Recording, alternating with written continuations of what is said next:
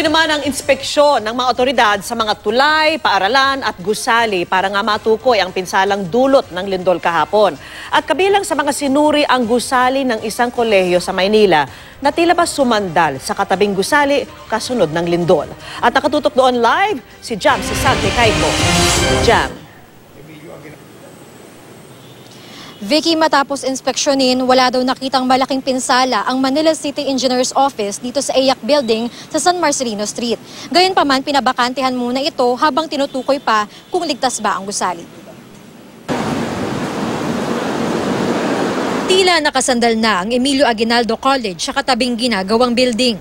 Pagkatapos ng lindol, bumagsak ang isang bahagi ng teres, kaya pinalabas ang lahat ng nasa loob at isinara ang area sa paligid para maiwasan ang anumang disgrasya. Pero matapos ang inspeksyon ng Manila City Engineering's Office kanina, sinabing hindi raw nakatagilid ang gusali. Ang nakita nating mga damages is superficial. Yung mga fiberglass members lang ang nakita nating naglaglagan na nakadikit kasi. Pag may nakita kang slanting, yung mga windows niya, yung mga doors niya, medyo mahirap yan. No? All are inline pa rin.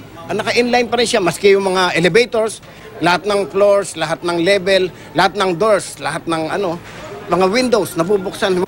Gayunman, magsasagawa pa raw sila ng mas komprehensibong pagsusuri. Nakasarado na rin sa publiko ang harapan ng gusali. Ang DPWH-NCR gustong makasiguro. Nakipag-coordinate tayo sa building officials, si Engineer Legaspe ng City of Manila.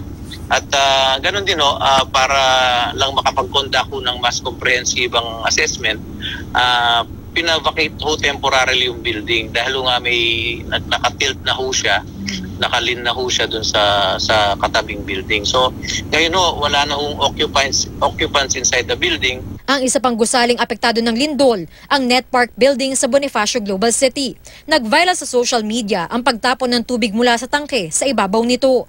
Ayon sa pamunuan ng gusali, nasira ang fiberglass sa tangke kaya tumapon ng 40,000 galon ng tubig. Wala naman daw nasaktan o nasirang property sa insidente.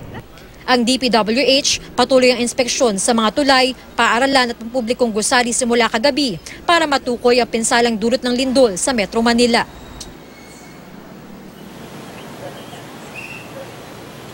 Vicky, hinihikayat ng DPWH ang publiko na i-report sa kanila sakaling may makita sila mga bitak sa kanilang gusali para masuri daw ng DPWH ang integridad ng infrastruktura.